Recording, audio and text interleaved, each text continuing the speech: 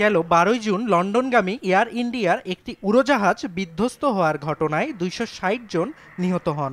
এর প্রেক্ষিতে ভারতের উড়োজাহাজ দুর্ঘটনা বিষয়ক তদন্তকারীরা একটি প্রাথমিক তদন্ত প্রতিবেদন প্রকাশ করেছে। প্রতিবেদনে বলা হয়, ইঞ্জিনে জ্বালানি সরবরাহ বন্ধ হয়ে যাওয়ার কারণে বোয়িং 787 ড্রিমলাইনারটির গতি দ্রুত কমতে শুরু করে এবং নিচের দিকে নামতে থাকে।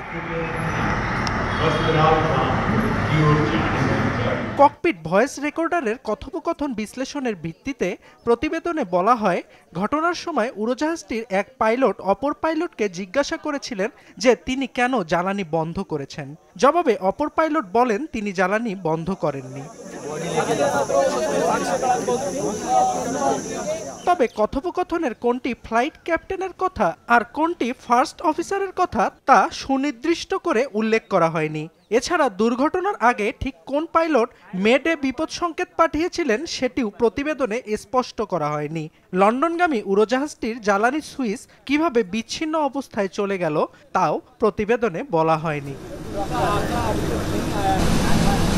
উড়োজাহাজের নিরাপত্তা বিষয়ক বিশেষজ্ঞরা বলছেন, একজন পাইলটের পক্ষে ভুল করেও ইঞ্জিনে জ্বালানি সরবরাহকারী এই সুইচগুলো নাড়ানো সম্ভব নয়।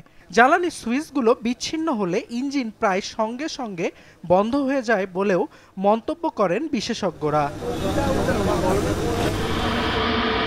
সাধারণত একটি উড়োজাহাজ নির্ধারিত গন্তব্যস্থল অর্থাৎ বিমানবন্দরের ফটকের সামনে থামলে এটি ব্যবহার করা হয় বলে জানিয়েছেন এভিয়েশন বিশেষজ্ঞরা, অথবা ইঞ্জিনে আগুন লাগার মতো বিশেষ পরিস্থিতি দেখা দিলেও সুইচ বন্ধ করা হয়। তবে ওই ফ্লাইটে এমন কোনো জরুরি পরিস্থিতি সৃষ্টি হয়েছিল কিনা প্রতিবেদনে তাও উল্লেখ করা হয়নি।